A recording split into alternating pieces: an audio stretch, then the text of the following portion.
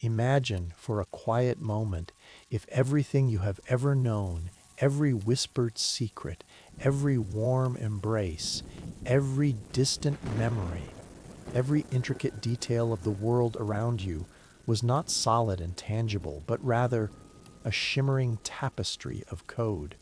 Imagine a reality where your deepest, most intimate thoughts, the very essence of your being, were not entirely your own, but rather elegant lines in a vast cosmic program, unfolding moment by tranquil moment.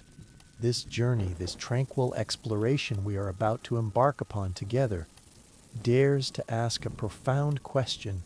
Is our universe, this sprawling, magnificent expanse we call home, a sophisticated, endlessly intricate computer simulation? And if, in our quiet contemplation, we were to find even a hint of truth in this, what truly, deeply, would that mean for the delicate fabric of our very existence? Prepare to let your mind drift gently, to allow its tendrils to reach beyond the familiar boundaries of what you perceive as real. Leading thinkers, from esteemed scientists to profound philosophers, are not merely speculating in hushed tones, but are seriously, thoughtfully considering the possibility that our entire reality, this grand stage upon which our lives unfold, might indeed be a complex computer program, not so unlike a meticulously crafted, expansive video game.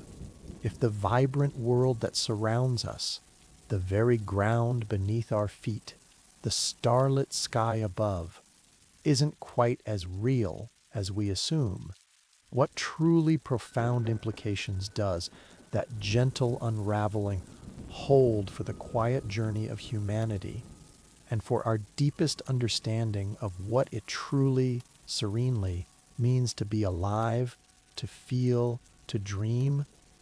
Picture this. You awaken one tranquil morning, and as the soft light of dawn filters through your window, something feels subtly, almost imperceptibly, off. A delicate ripple, a quiet anomaly, a faint echo of a glitch in the cosmic tapestry. Could it be, in this serene moment of waking, that your cherished perception of reality, every texture, every hue, every sound, is merely an elaborate, beautifully rendered illusion, a digital dreamscape crafted with infinite precision? Join us as we quietly, calmly, and without haste dive deep into the fascinating, sometimes subtly unsettling, concept of simulation theory. Together, we shall gently explore its quiet corners, seeking to uncover whether, beneath the comforting veil of our everyday lives, we are truly, truly living within the intricate embrace of a computer program. Let us begin our peaceful descent into the very nature of reality itself. Settle softly, allowing your mind to unfurl like the delicate petals of a night-blooming flower.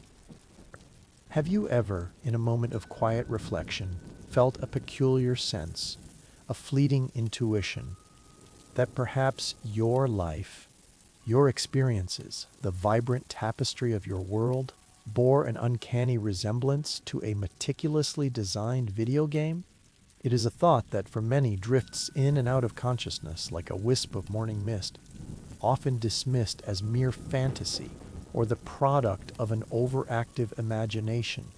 Yet, as we embark upon this tranquil journey together, we will dive, with gentle curiosity, into the truly mind-bending concept that our entire existence, every breath, every heartbeat, every thought that ripples through the quiet chambers of your mind, might, in its deepest essence, simply be an elegant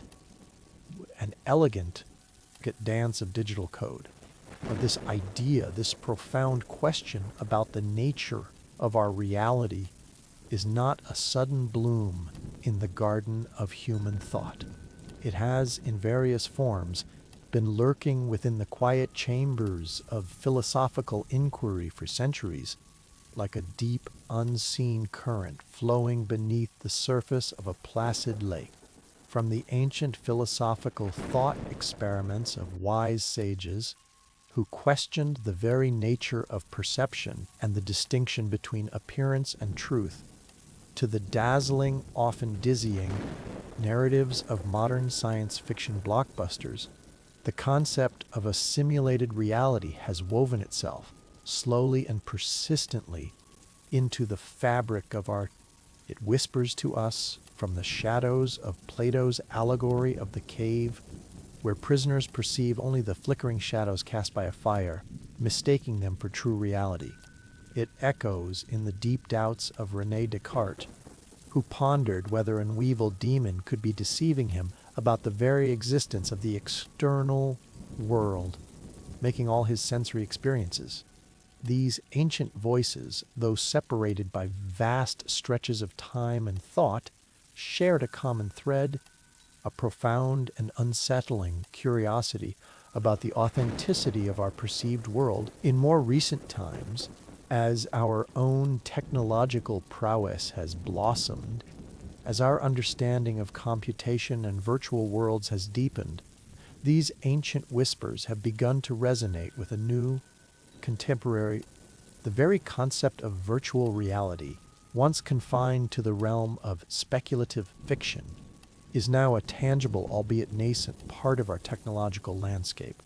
We can now create immersive digital environments where sight and sound and even touch can be simulated, crafting experiences that, for moments, can feel profoundly real to the one experiencing them. This burgeoning ability to construct convincing digital realms inevitably turns the mirror back upon us, prompting a quiet yet persistent question. If we, with our still limited capabilities, can create such convincing simulations, what might an infinitely more advanced civilization be capable of? What depths of digital realism might they plumb? So as we settle into this exploration, prepare with a gentle and open heart to question everything you thought was real. Allow your assumptions to soften like old clay beneath a slow, steady rain.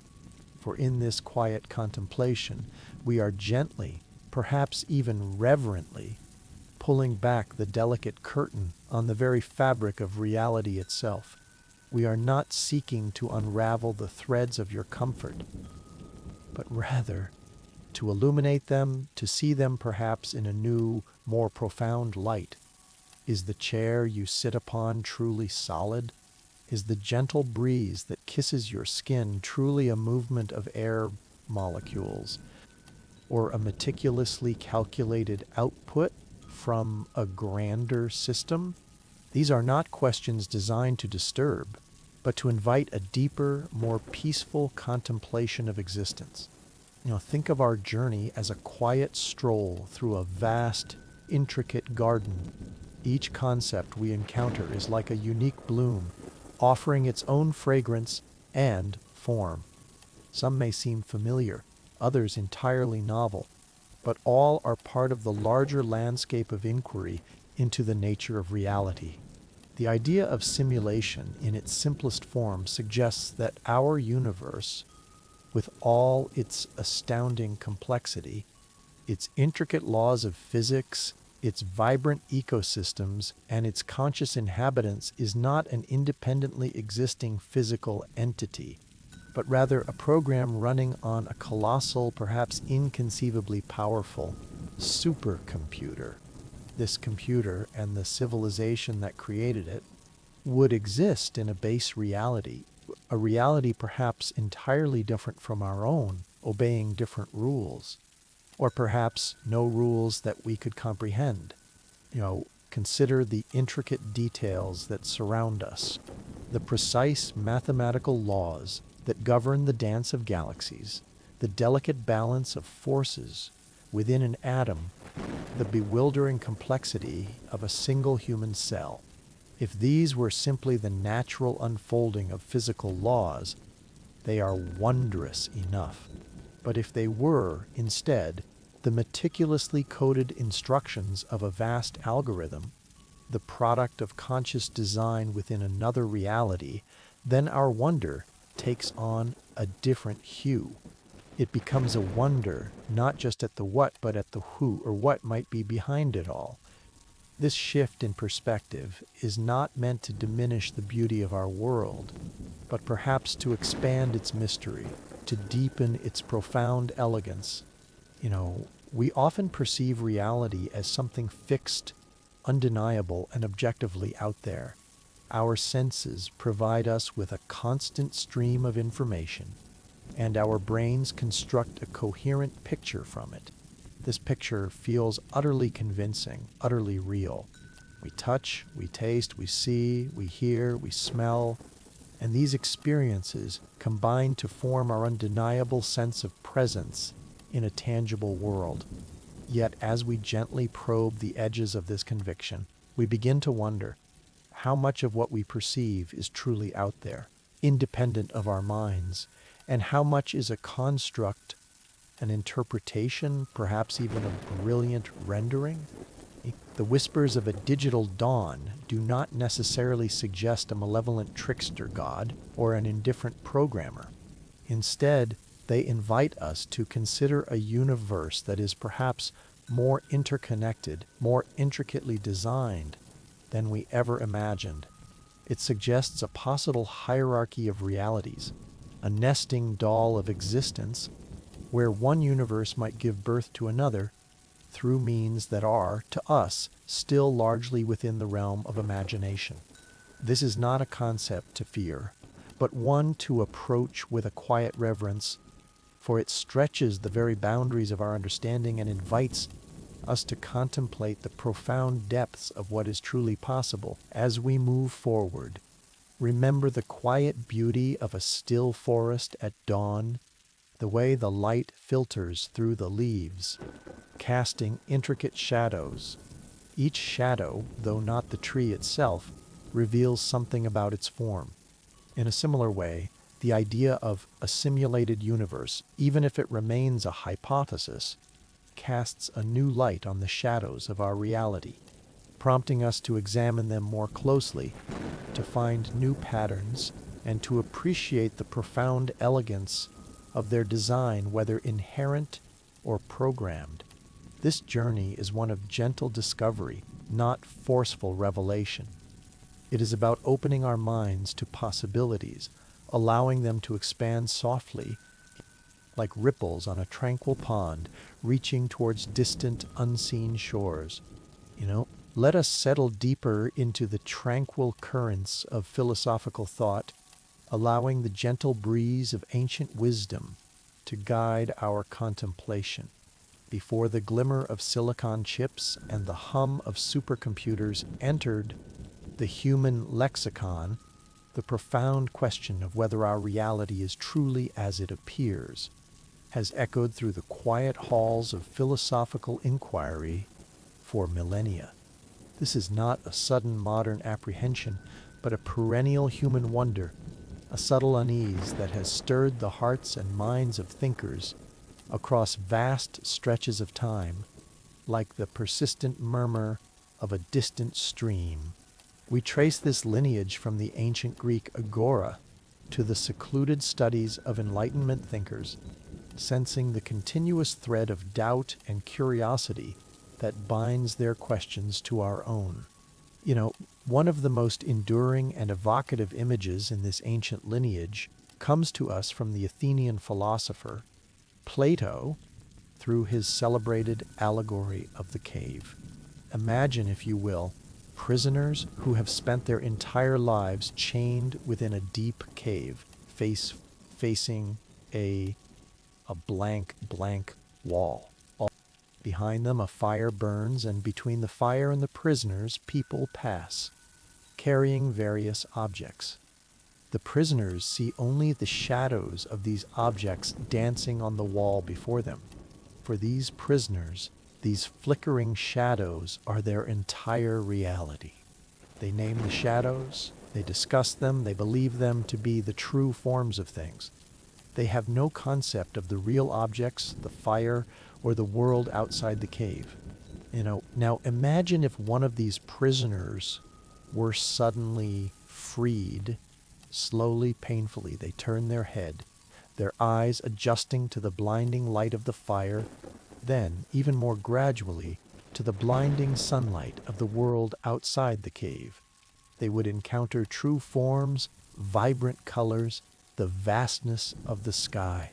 Their initial reaction, Plato suggests, would be one of confusion, pain, and a desire to return to the familiar shadows. The reality of the cave was comforting, predictable. The true reality outside would be unsettling, challenging everything they had ever known. Plato's allegory, though ancient, speaks to us across the centuries with a quiet resonance. It asks us to consider whether our own perceived reality is merely a collection of shadows, a superficial projection of a deeper, more fundamental truth that remains unseen, perhaps even unimaginable, to our limited senses. Are we, in our modern world, simply more sophisticated prisoners, watching more elaborate, higher resolution shadows dance upon the walls of our perception, mistaking them for the true essence of existence? This gentle pondering invites us to look beyond the immediate, to consider the possibility of layers beneath layers, like the tranquil depths of a clear mountain lake. Centuries later, as the dawn of the Enlightenment broke across Europe, another profoundly influential thinker, René Descartes, rekindled this flame of doubt with his own powerful thought experiment. Descartes, seeking an unshakable foundation for knowledge, decided to systematically doubt everything he could. He questioned the reliability of his senses, noting how easily they could be deceived. A stick in water appears bent. A distant object seems small. He even questioned the solidity of his waking experience, pondering whether he could be dreaming so vividly and convincingly that he mistook it for reality. But Descartes pushed his doubt even further, introducing the chilling, yet intellectually compelling, possibility of an evil demon or malicious genie. His powerful, supremely cunning entity, he mused, could be employing all its artifice and deceit to trick him, to make him believe that the external world, his body, other people, truly existed, when in fact they were nothing more than elaborate illusions conjured directly into his mind. He posited that this demon could systematically deceive him about everything, making him believe he saw a tree when there was none, or felt warmth when there was no heat source. Descartes' weevil demon is a direct conceptual ancestor to our modern's brain in a vat thought experiment, and by extension to the simulation hypothesis. If a powerful entity could directly manipulate our perceptions and thoughts, creating a perfectly convincing illusion of reality, how could we ever know the difference? The external world, as we experience it, might simply be a stream of carefully constructed data flowing directly into our minds, bypassing any physical interaction with a real outside world. The profound implication is that the very bedrock of our sensory experience, which we often take for granted as the most reliable indicator of reality, could be entirely fabricated. These ancient and classical philosophical inquiries were not frivolous exercises in skepticism.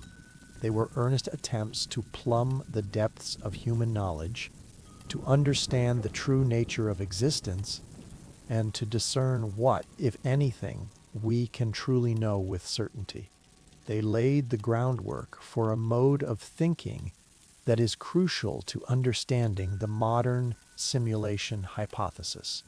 They taught us to gently question our immediate perceptions, to consider the possibility that what appears to be solid and undeniable might, in fact, be a sophisticated representation a manifestation of something entirely different at a more fundamental level.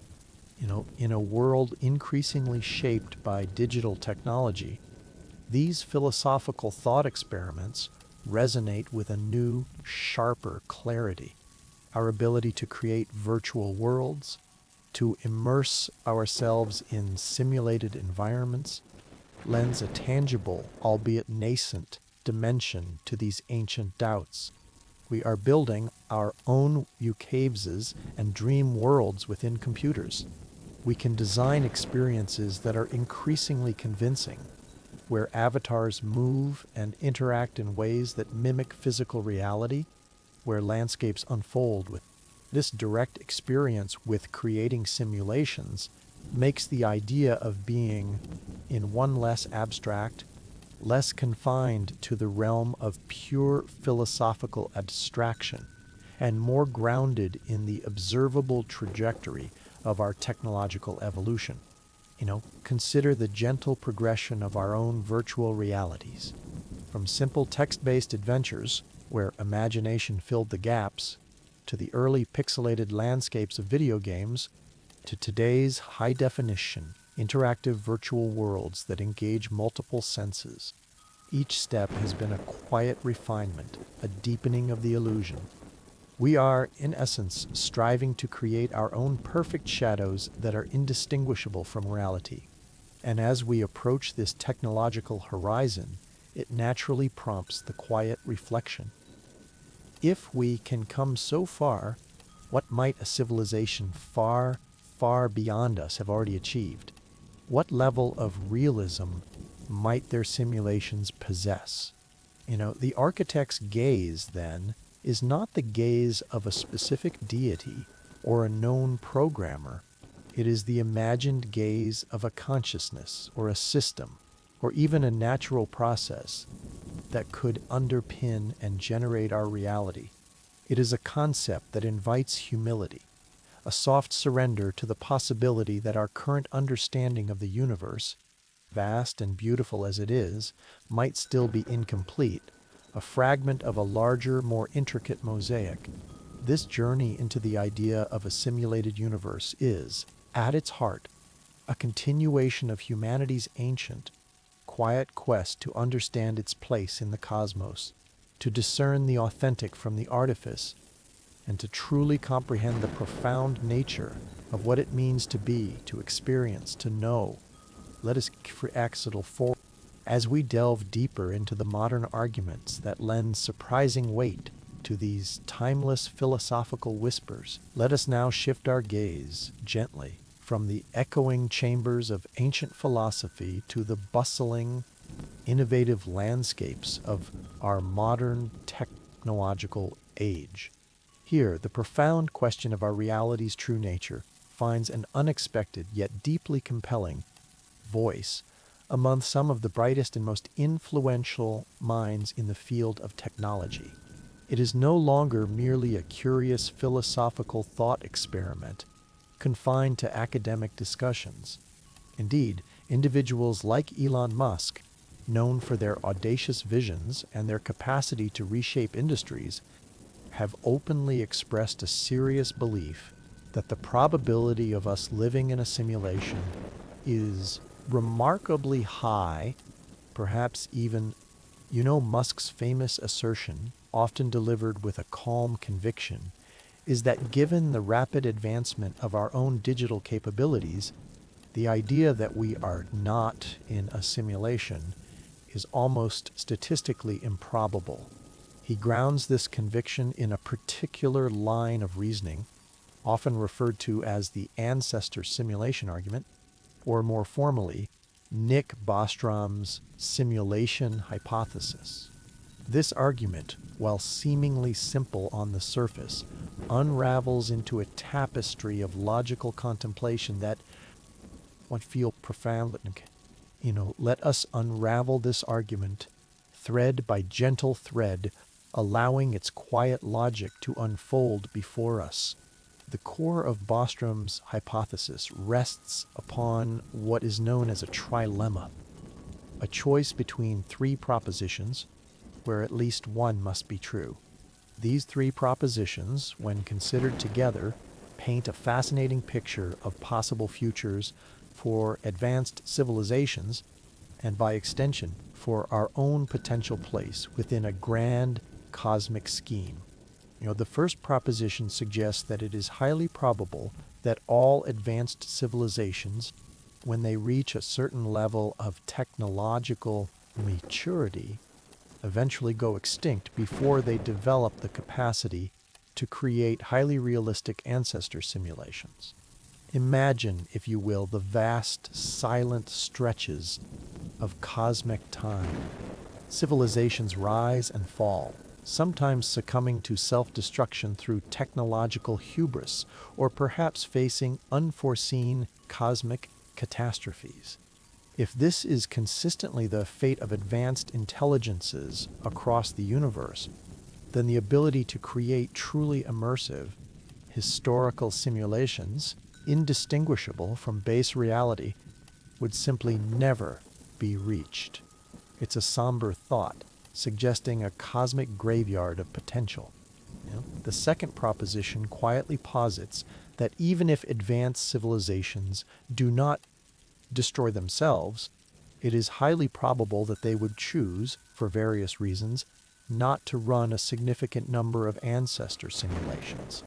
Perhaps there are ethical considerations that would deter them, a profound moral objection to creating sentient beings who are unknowingly living within a program, their experiences and suffering not entirely real from the simulator's perspective. Or perhaps the computational resources required would be so immense, so truly colossal, that even an incredibly advanced civilization would find it prohibitive to run even a single such simulation, let alone the vast number required to generate a statistically significant pool of simulated ancestors. This proposition suggests a path of restraint, a choice to not cross a particular threshold of creation. Now we arrive at the third and perhaps most intriguing proposition. If neither of the first two propositions is true, that is, if advanced civilizations do not universally go extinct before developing the capacity for advanced simulations, and if they do not universally choose to refrain from running such simulations due to ethical or resource constraints, then it logically follows that it is almost certain that we ourselves are living in a simulation. Now, let us explore why this third proposition, if the first two are false, becomes so overwhelmingly probable. Imagine, as our own technological trajectory suggests, that a civilization reaches a point where it possesses truly immense computing power. This power would be so vast that it could create a virtual environment indistinguishable from their base reality, complete with conscious inhabitants who believe themselves to be real. Now imagine that this civilization decides to run not just one, but many, perhaps even billions of such ancestor simulations. These would be simulations of their own past, their historical lineage, perhaps with slight variations, allowing them to explore different historical paths, or to understand complex societal dynamics. If such a civilization exists, and if they have the desire and capability to run a multitude of these simulations, then the number of simulated consciousnesses within these programs would vastly outnumber the consciousnesses existing in the base reality. Consider the sheer scale one base reality, giving rise to one civilization, which then creates billions of simulated realities, each containing billions.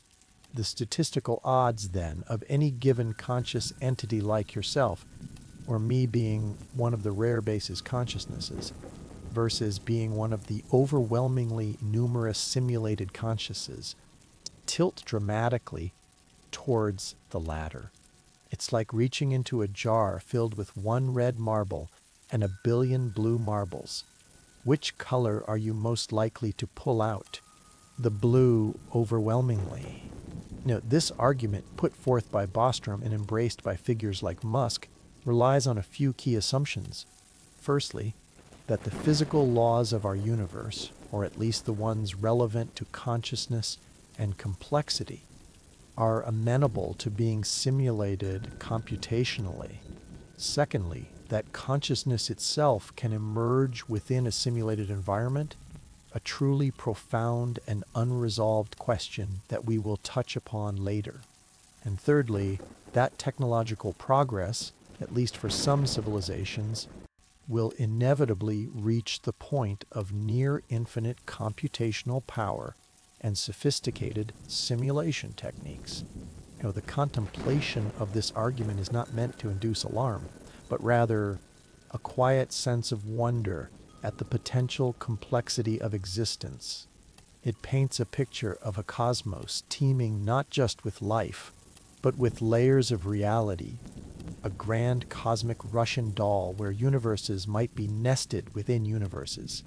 The programmers of our reality might themselves be living in a simulation, and so on, in an infinite regress of simulated existences. This concept, while dizzying, also expands the very notion of what reality can be.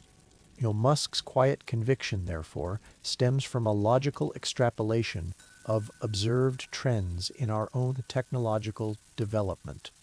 We are already building increasingly realistic virtual worlds, fostering artificial intelligences, and pushing the boundaries of computational power.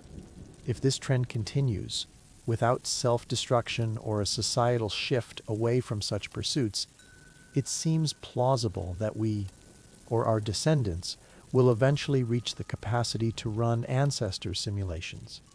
And if we can, and if other civilizations can, and if some choose to do so, then the sheer volume of simulated realities, it makes it statistically improbable that we are residing in the one singular base reality. This is a quiet, profound challenge to our intuitive understanding of the world. Our daily experiences scream real at us, reinforcing our belief in a tangible fundamental existence. But the ancestor simulation argument gently pulls at that conviction, asking us to consider the quiet possibilities that lurk just beyond our immediate perception. It invites us to open our minds to a universe far stranger, far more intricate than our current models might suggest. As we move forward, we will explore the subtle glitches or clues that some theorize might exist within our simulated reality, further deepening this intriguing contemplation. Having contemplated the quiet logic of the ancestor simulation argument, let us now gently expand our understanding, moving beyond the initial hypothesis to explore the deeper implications of probability and the vast unknown cosmic ledger. The idea that we are simulated is not merely a fleeting thought, but a serious subject of inquiry precisely because the probabilities, once laid bare, seem to lean so heavily in one direction, like the gentle sway of a willow branch in a soft breeze. Understanding these logical leaps and the probabilistic underpinnings is key to appreciating why this modern-day philosophical debate continues to resonate so deeply in the quiet corners of our scientific and technological thought. At its heart, the argument leans on the assumption that technological progress, particularly in computing power and simulation techniques, tends to be exponential. Think of the quiet hum of progress over the last few decades, from early rudimentary computers filling entire rooms to the powerful devices held gently in the palm of our hands today. This trajectory suggests that our own civilization, if it continues its peaceful technological ascent, will likely reach a point where it possesses truly immense computational capabilities. We are not just talking about simulating a simple scene or a single character, but an entire universe, complete with intricate physics, vast populations, and individual conscious experiences, indistinguishable from their base's reality. Consider, for a moment, the sheer scale of the universe we observe. Billions of galaxies, each with billions of stars, and potentially countless planets. If even a tiny fraction of these planets harbored life that evolved into advanced civilizations, the number of potential simulator civilizations could be astronomical. Each of these civilizations, upon reaching a certain technological threshold, would then face Bostrom's trilemma. If a single one of them chooses to run ancestor simulations, and they run them on a grand scale, perhaps thousands, millions, or even billions of times, then the number of simulated realities would utterly dwarf the number of base realities. This concept can be likened to a vast silent ocean. If there is one real ocean, the base reality, and countless bottles floating within it, each containing a tiny simulated ocean, and we are a drop of water in one of these oceans, which ocean are we most likely to be in? Statistically, it's overwhelmingly probable that we are in one of the simulated bottle oceans, simply because there are so many more of them. The logical leap here is not that simulation is necessarily true, but that if the conditions for it are met, namely technological maturity and a willingness to simulate, then the statistical outcome strongly favors our simulated existence.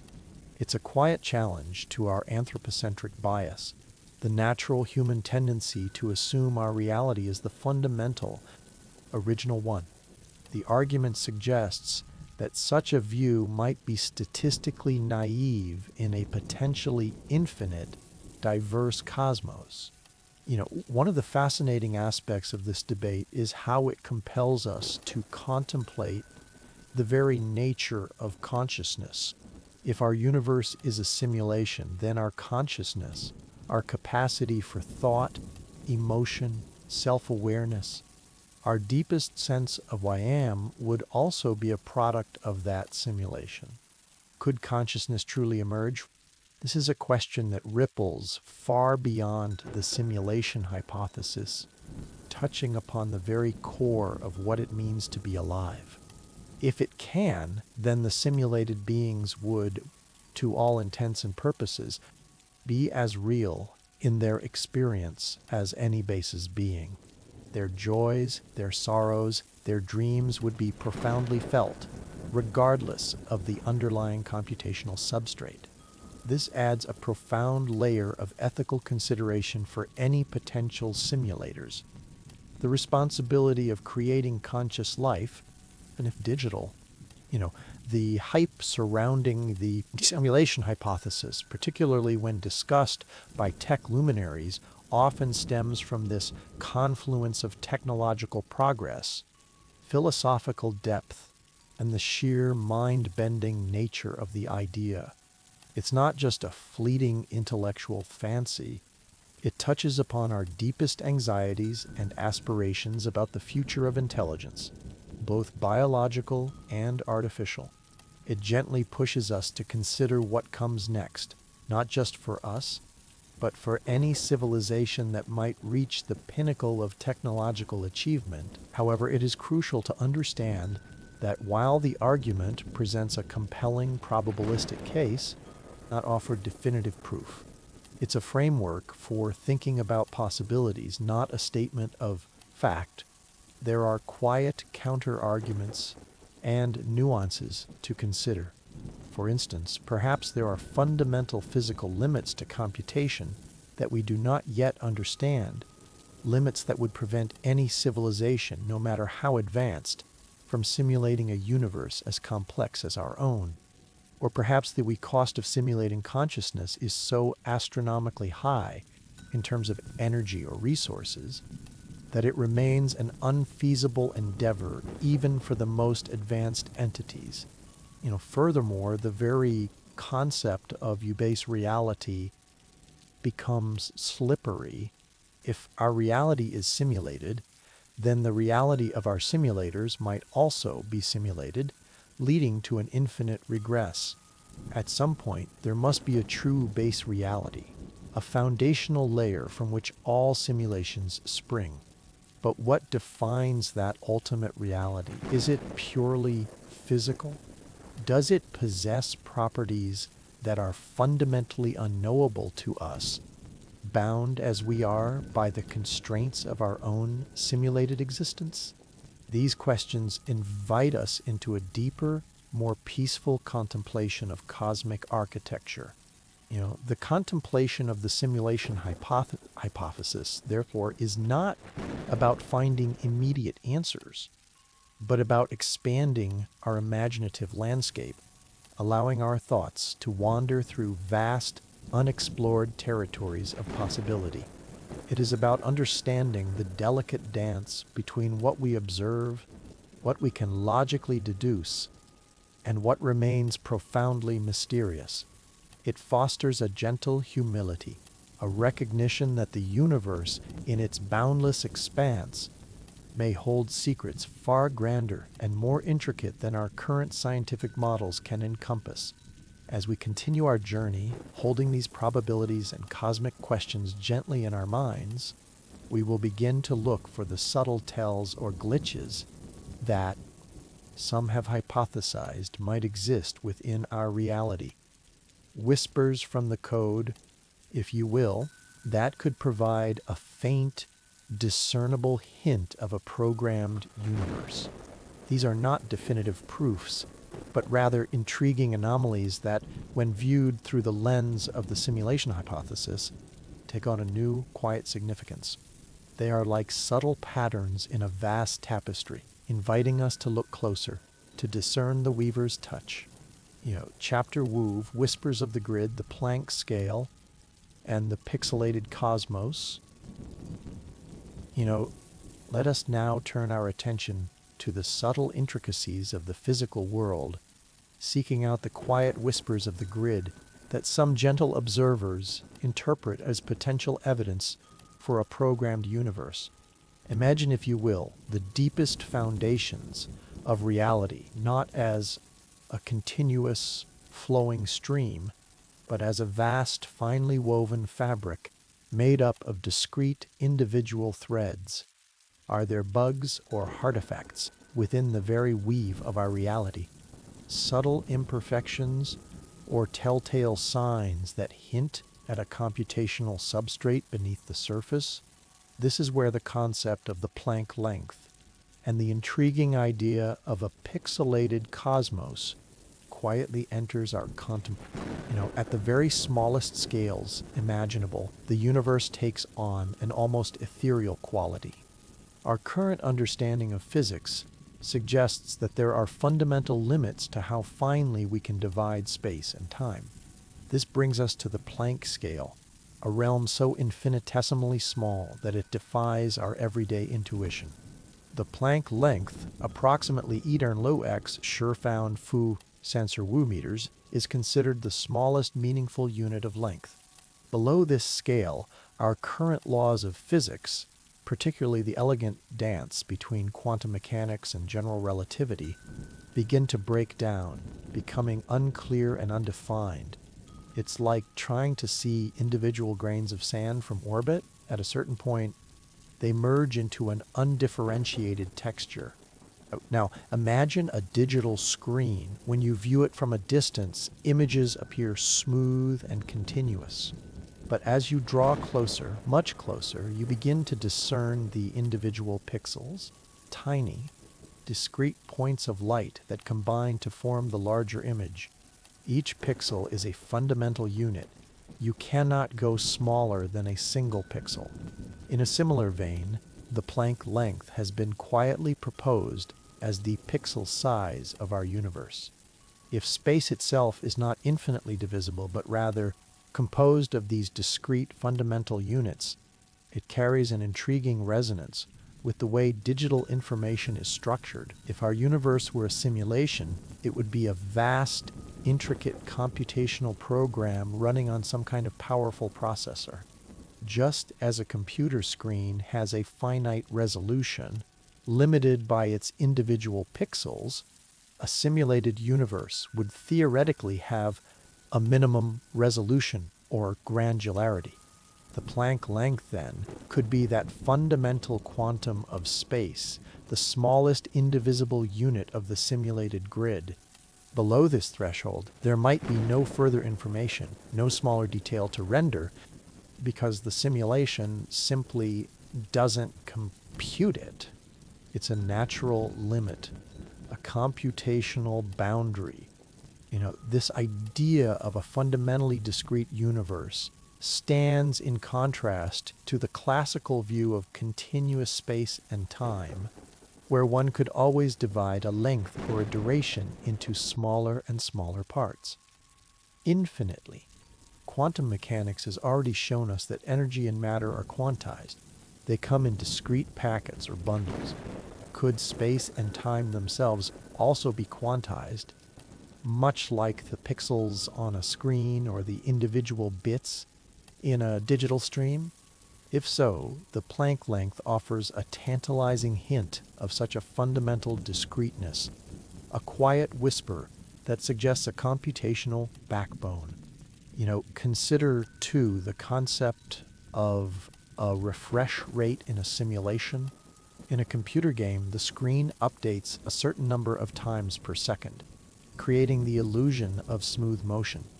If our universe is a simulation, there might be a fundamental time pixel, the Planck time, approximately Wu-Dern't Senju x, Shi Fu Sisersu seconds, which is the smallest unit of time that can exist. Below this, time itself might not flow continuously, but rather would tick it in discrete increments. This would imply that the universe calculates and updates its state in tiny, indivisible steps, much like a digital simulation processing information frame by frame. Of course, these are profound and complex ideas existing at the very frontiers of theoretical physics. The Planck scale is so far removed from our direct observational capabilities that it remains largely speculative. Scientists are actively working on theories of quantum gravity, such as loop quantum gravity or string theory, which attempt to reconcile general relativity with quantum mechanics and may shed light on the true nature of space-time at these incredibly small scales. Some of these theories do, indeed, suggest a granular or discrete structure for space-time, though the precise nature of that granularity is still a subject of intense, quiet research. The quiet appeal of linking the Planck scale to a simulated universe lies in its elegance.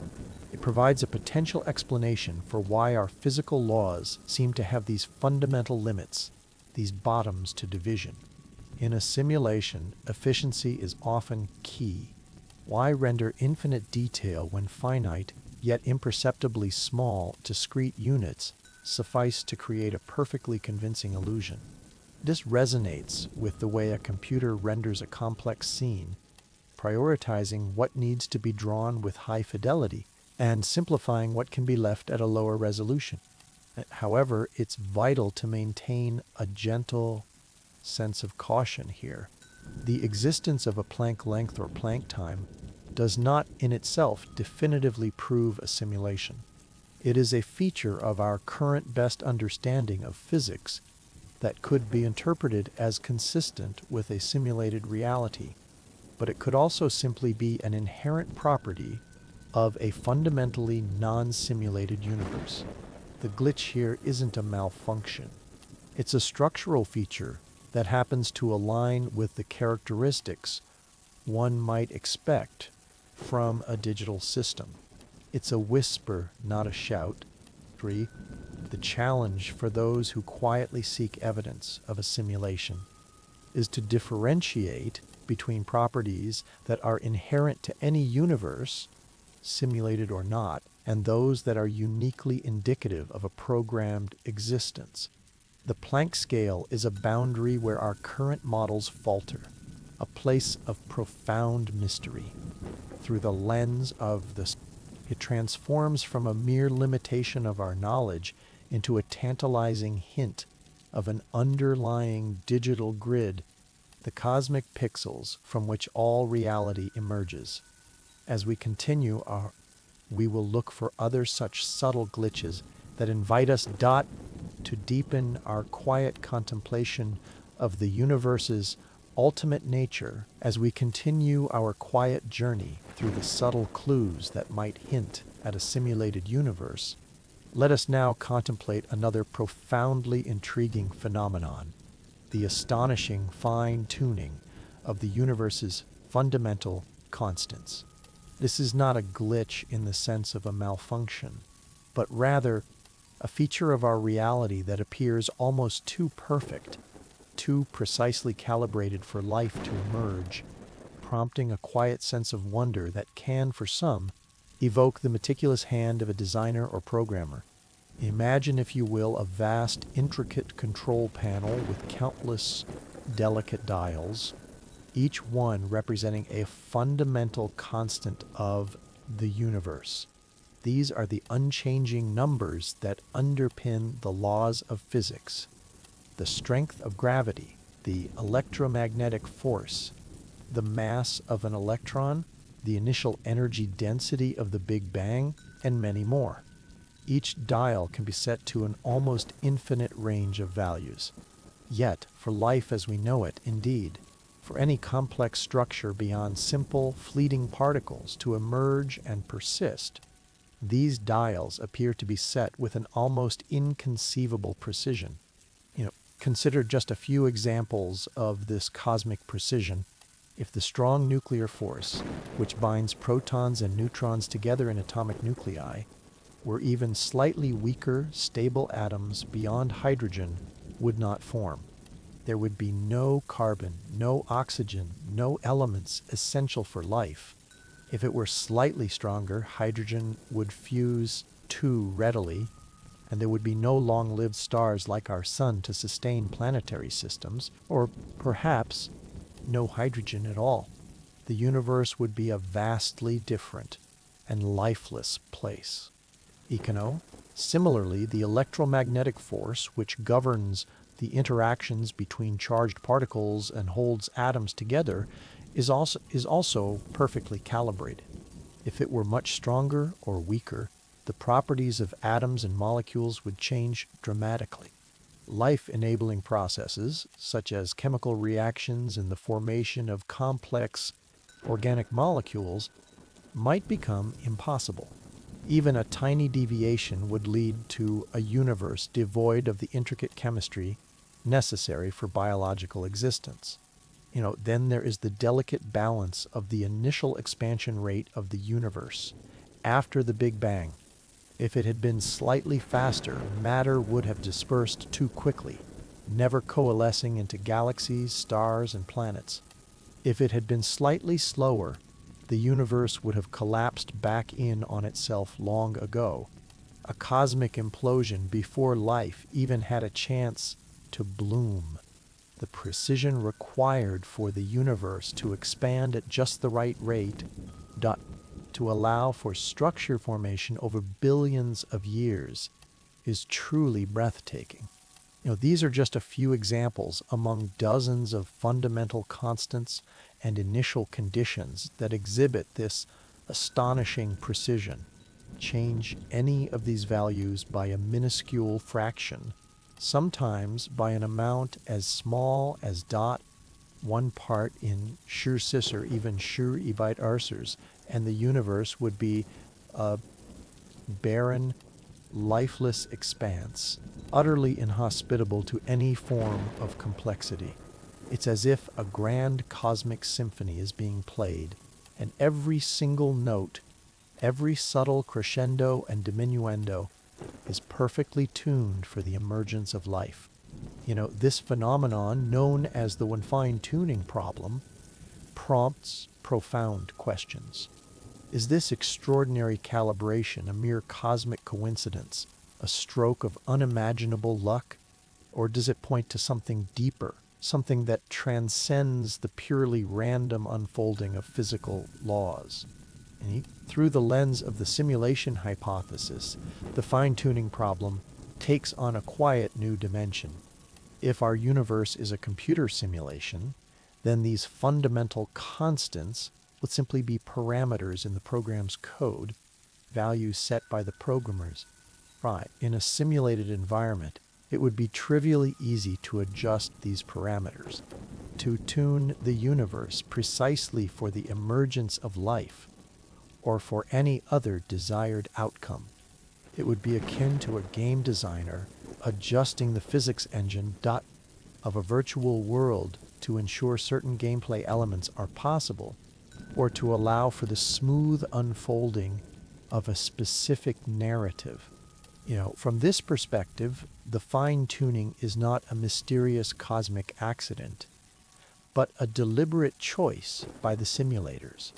They could run countless iterations or UDIST universes, each with slightly different parameters, until they found the precise configuration that allowed for complex structures, conscious observers, or whatever objective they desired their simulation to achieve.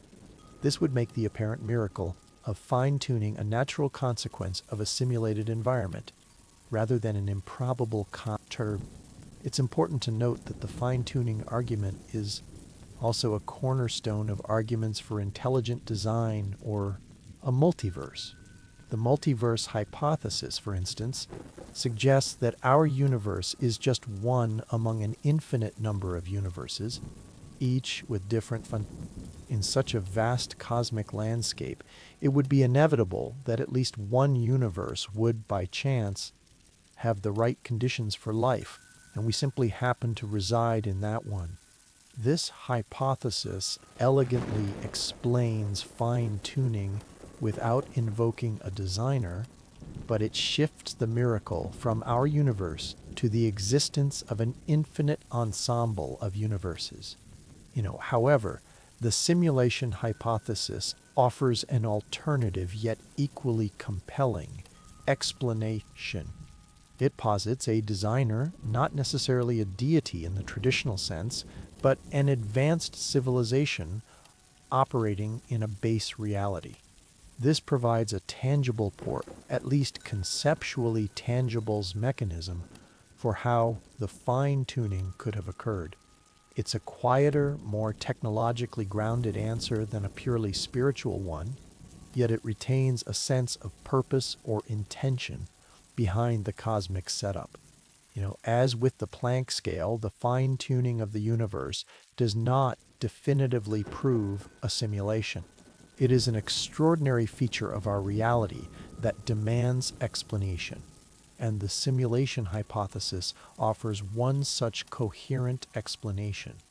It invites us to ponder the possibility that the very laws and conditions that allow for our existence are not arbitrary, but rather are meticulously crafted lines of code, parameters in a grand program designed to unfold in a particular, inspiring way. It deepens our quiet sense of wonder, nudging us to consider whether the cosmic elegance we observe is not merely a product of chance, but a masterpiece of design, regardless of whether that design stems from a fundamental law or an intricate algorithm. Having gently explored the subtle whispers from the Planck scale and the profound elegance of cosmic fine-tuning, let us now consider the fascinating question: if we are indeed living within a grand simulation, how might we, with our limited senses and tools, begin to break the code? What subtle artifacts or inherent limits within the fabric of physics might subtly hint at computational constraints, akin to the processing power or memory limitations of a vast cosmic computer? This is a realm where theoretical physics and computer science gently intertwine, seeking the elusive threads of an underlying program. Imagine for a moment the challenges faced by the simulators, creating and maintaining a universe as vast and complex as our own, filled with billions of galaxies, intricate quantum interactions, and countless conscious beings would demand an almost unfathomable amount of computational power. Even for an immensely advanced civilization, resources might not be infinite. Just as any programmer seeks to optimize their code, the simulators might employ certain tricks or shortcuts to make their program more efficient. To conserve these optimizations, subtle as they might be, could leave faint, discernible fingerprints within our observed reality. To one area where such computational constraints might manifest is at the very edge dot of our observable universe, or at the limits of our physical understanding. For instance, consider the speed of light, a fundamental constant in our universe. Why is there a cosmic speed limit? Special relativity tells us that nothing can travel faster than light in a vacuum. This law is fundamental to our understanding of causality and the structure of space-time. But within the framework of a simulation, one could quietly ponder if this limit isn't just a natural law, but also a clever if information had to be processed and transmitted across a vast simulated universe, an infinite speed of information transfer would require infinite computational power. Imposing a universal speed limit, like the speed of light, effectively caps the amount of information that needs to be processed at any given moment. It prevents instant propagation of effects, allowing the simulation to update in a manageable step-by-step fashion. It's like a network engineer throttling bandwidth to prevent system overload. This is, of course, a speculative interpretation, but it illustrates how fundamental laws could be seen through a simulationist lens as elegant solutions to computational challenges. Another intriguing avenue for searching for artifacts involves quantum mechanics, particularly phenomena that seem counterintuitive from a classical perspective. Quantum entanglement, where two particles become linked in such a way that the state of one instantaneously influences the state of the other, regardless of the distance. This appears to violate the speed of light limit, yet it doesn't involve information transfer in a classical sense. However, if reality is simulated, could entanglement be a form of data compression or a computational shortcut? Rather than calculating the state of two distant entangled particles independently, the simulation might simply link their states, updating them simultaneously at the code level, thus saving computational cycles. Furthermore, the famous observer effect in quantum mechanics, the idea that merely observing a particle can change its state, or that a particle doesn't have a definite state until measured, has quietly puzzled physicists for decades. In a simulation, this could be interpreted as a rendering optimization. Why render the precise state of every single particle in the universe all the time? It would be computationally prohibitive. Instead, the simulation might only render or resolve the state of a particle when it is actively observed or interacted with by a conscious entity or a measuring device.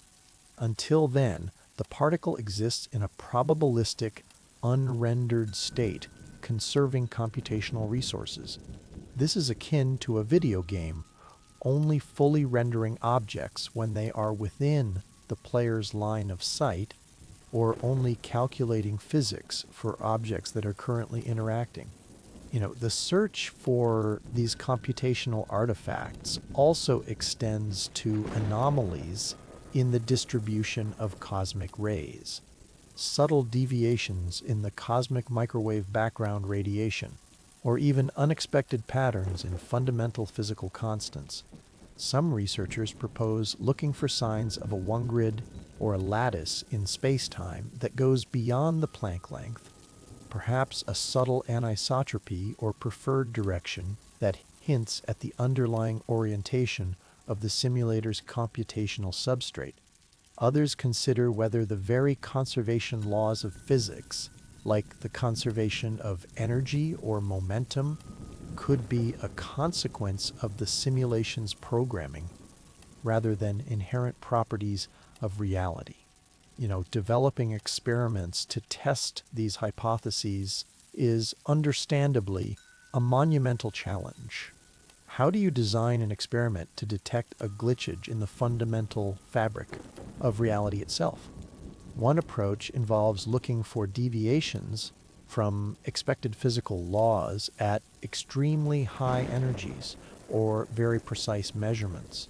For instance, if energy is indeed conserved in a simulation, there might be minuscule, subtle rounding errors or overflows that manifest as tiny, unexpected energy fluctuations in highly sensitive experiments, much like numerical inaccuracies in computer calculations. The ethical quandaries intertwined with this search are profound. If we were to definitively prove we are in a simulation, what would be the implications? Should we attempt to break out or communicate with the simulators?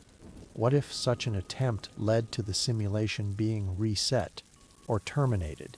The question of whether ignorance truly is bliss becomes acutely relevant here. The comfort of our perceived reality, even if an illusion, might be preferable to the unsettling truth of being a program. For some, the knowledge of being simulated might devalue human existence, making our struggles and triumphs feel less significant. For others, it might open up new avenues for understanding purpose. Perhaps the simulation has a goal, and our role within it, even if programmed, gains a new kind of meaning. These are not easy questions, and the very act of seeking the code forces us into a deep, quiet introspection about our place in the cosmos, regardless of whether the code is ever found. The journey itself is as meaningful as any potential destination. Let us delve deeper into the fascinating territory of potential glitches or echoes that might reverberate within our universe, guiding us towards testimony. Beyond the elegant conjectures about the Planck scale and quantum phenomena, some scientists and philosophers quietly propose looking for more direct, albeit subtle, anomalies that could betray the computational nature of our reality. These are not outright errors in the universe's operation, but rather patterns or behaviors that, when viewed through the lens of the simulation hypothesis, take on a new, intriguing significance. One such area of quiet contemplation revolves around the concept of resource management within a simulation.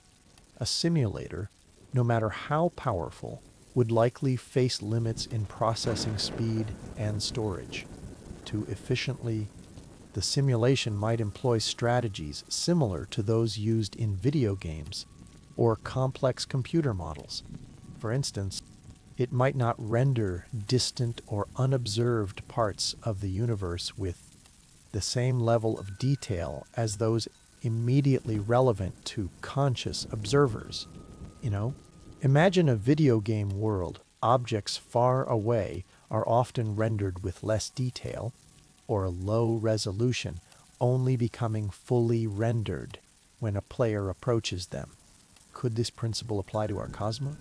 When astronomers peer into the incredibly distant reaches of the universe, they are looking at light that has traveled for billions of years, effectively observing the universe as it was in its early, perhaps less rendered stages. Could there be subtle statistical anomalies in the distribution of matter or dot energy at these extreme cosmic distances that hint at a more simplified, less fully resolved reality, economizing on computational effort for regions that are, for now, beyond our immediate? This is a purely speculative thought, but it illustrates the kind of subtle economies a simulator might employ. Another intriguing line of thought relates to unexpected symmetries or patterns within physics. While symmetries are often beautiful and fundamental to our laws of nature, some theoretical physicists have quietly wondered if certain exact mathematical symmetries might be too perfect, too absolute. Could they be hard-coded rules or shortcuts within the simulation's algorithm rather than purely emergent properties of an underlying physical reality? For example, the precise mathematical beauty of gauge symmetries which underpin the fundamental forces, or the exact conservation of certain quantities, might be seen as signs of a meticulously constructed digital framework. More concretely, some physicists have proposed looking for a subtle numerical noise, or Ugrid effect, at very high energies, just as a digital image, when magnified enough, reveals its pixel structure. A simulated reality might, under extreme conditions, reveal its underlying computational grid. This could manifest as minute deviations from expected physical laws, particularly for particles traveling at extremely high energies, where the grid points of spacetime might become discernible. Theoretical models suggest that if space-time is indeed discrete at the Planck scale, these discrete units could introduce subtle directional preferences or limitations on particle movement that would not be present in a continuous, non-simulated reality. Detecting such an effect would require instruments of almost unimaginable precision, pushing the very boundaries of experimental physics. Another proposed test involves examining the cosmic ray spectrum. Cosmic rays are high-energy particles that travel through space and occasionally collide with Earth's atmosphere. If the universe were a simulation, there might be a subtle cutoff in the energy spectrum of these dot particles that could indicate the maximum computational capacity of the simulation. This would be like a processor reaching its limit, unable to simulate particles beyond a certain energy threshold. While current observations don't definitively point to such a cutoff, the continued study of cosmic rays, particularly at their highest energies, remains an active area of quiet scientific inquiry. Beyond these cosmic observations, some theories touch upon the possibility of errors in the simulation's code itself. Could there be subtle, rare glitches that manifest as inexplicable phenomena, brief, localized violations of physical laws that quickly correct themselves, like a momentary flicker on a screen? These would be exceptionally difficult to detect, as true random quantum fluctuations could easily mimic such events. However, the search for truly anomalous, repeatable, yet currently unexplainable phenomena continues to be a quiet pursuit within the scientific community. The quest for testable hypotheses forces us to think outside the conventional frameworks of physics. It invites us to consider what unique predictions the simulation hypothesis might offer that are distinct from other theories about the universe.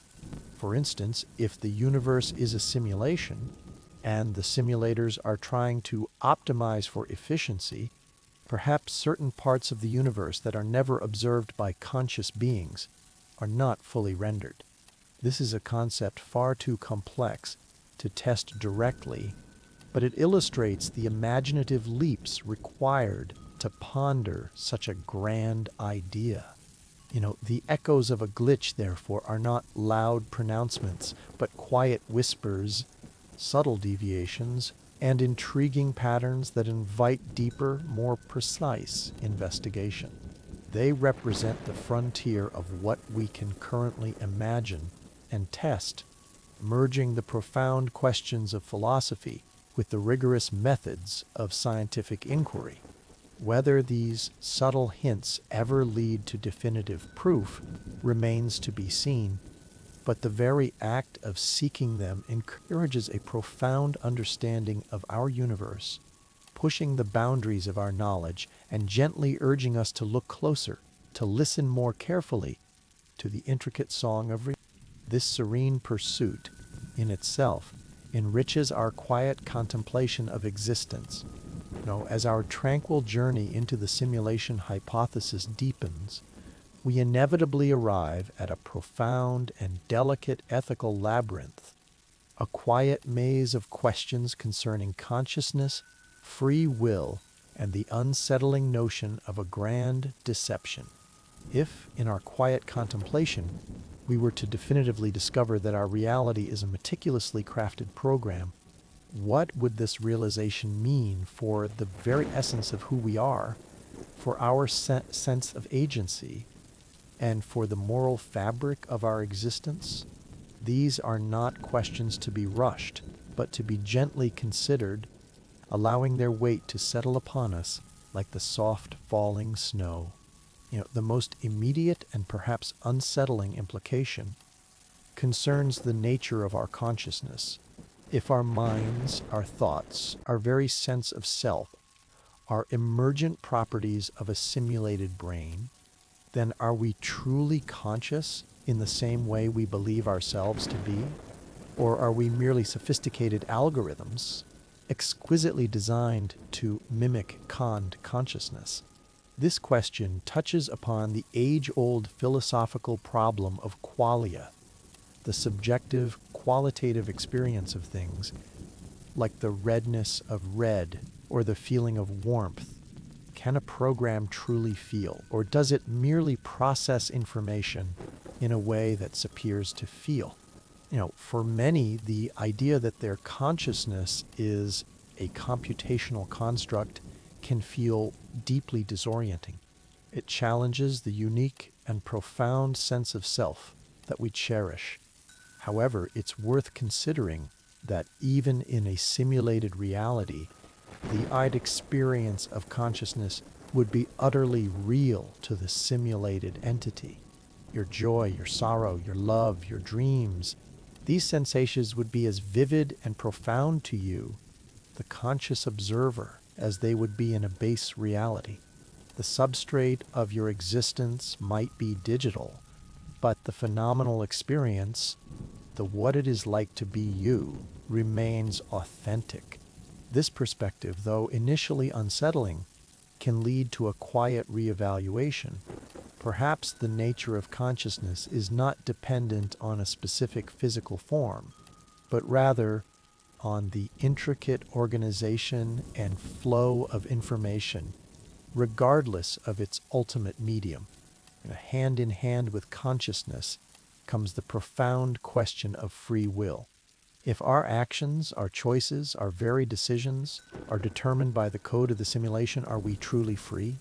Or are our lives simply the unfolding of a pre-written script, an elaborate, predetermined narrative? This is a question that has quietly troubled philosophers for centuries, long before the advent of computers. Determinism, the idea that all events, including our choices, are ultimately determined by preceding causes, is a powerful concept even in a non-simulated universe, particularly given the laws of physics. However, the simulation hypothesis adds another layer. If our universe is a program, then our choices could be the result of algorithms designed to simulate choice, or even a choice module within the simulation that generates outcomes based on intricate initial conditions and environmental factors. This could lead to a sense of profound powerlessness, a feeling that our efforts and aspirations are merely part of a larger, unseen game being played out.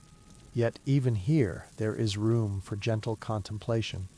If the simulators designed the program to allow for emergent, unpredictable behavior, if they valued the free will of their simulated inhabitants,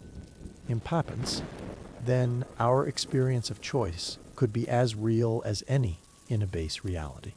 Perhaps their goal was to observe the unfolding of genuine, unscripted consciousness The grand deception aspect of the simulation hypothesis raises significant ethical questions for the hypothetical simulators themselves.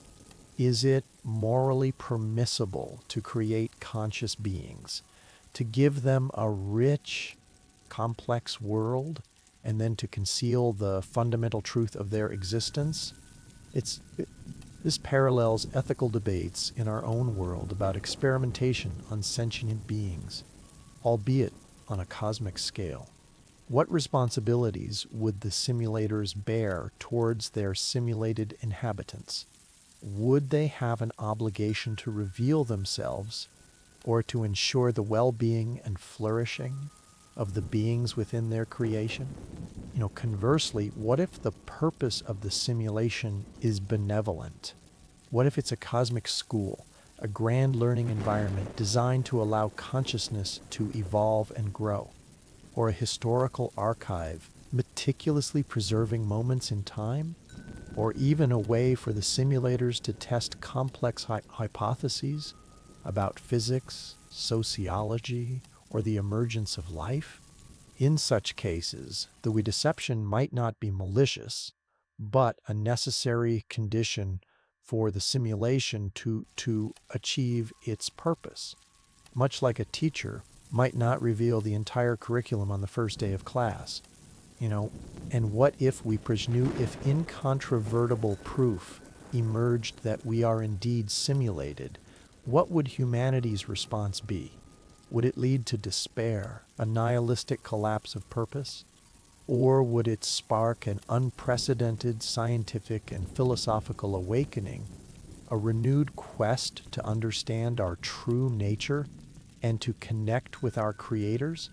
The potential for societal upheaval, a profound reevaluation of all values, is immense. This is why the ethical quandaries are so deeply intertwined with the question of whether ignorance truly is bliss. For some, the comfort of believing in a fundamentally real existence, even if it's a pleasant illusion, might be preferable to the unsettling truth. Ultimately, the contemplation of these ethical questions, regardless of the simulation's truth, forces us to confront our own values. It compels us to define what we believe makes a life meaningful, what constitutes genuine consciousness, and what responsibilities we bear towards those we create, whether digital or biological. It is a quiet, profound mirror, reflecting our own aspirations and fears about existence itself. The ethical labyrinth of the simulation hypothesis is not about finding an easy escape, but about navigating its intricate passages with quiet wisdom, allowing the very act of questioning to deepen our understanding of life's delicate and mysterious tapestry. As our tranquil journey through the vast landscape of the simulation hypothesis draws to a gentle close, we find ourselves standing at the precipice of the ultimate reality check. Beyond the mind-bending theories, the subtle whispers of glitches, and the profound ethical quandaries.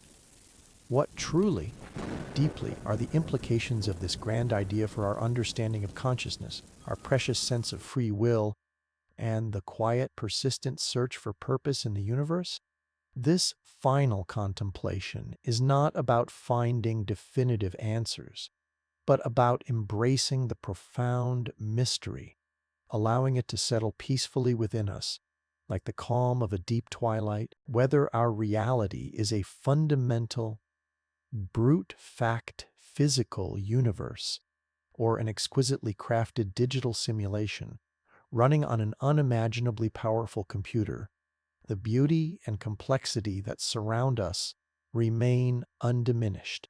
The intricate dance of galaxies, spiraling through the cosmic dark, the delicate unfolding of a flower, each petal a miracle of natural design, the profound depth of human emotion, the capacity for love, joy, and sorrow.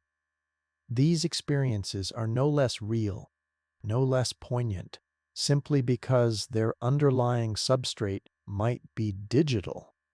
The sun still warms your skin, the music still stirs your soul, and the laughter of loved ones still fills your heart with warmth. The experience of reality, the qualia of existence, is profoundly authentic from within.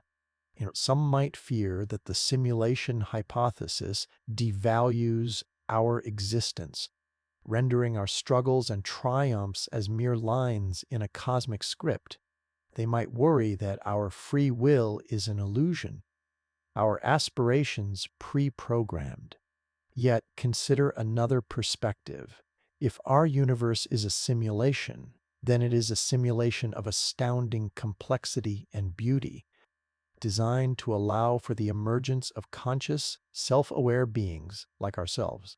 Our existence within such a system could be seen not as a diminishment, but as a testament to the incredible ingenuity and artistry of the simulators.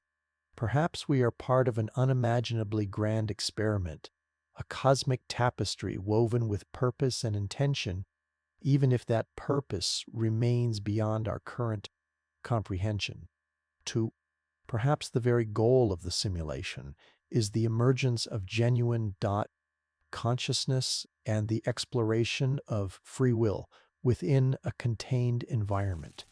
If the simulators designed our reality such that true emergent free will could arise, if our decisions are not merely deterministic outcomes but genuine expressions of choice within the framework of the simulation's laws, then our agency remains powerfully intact.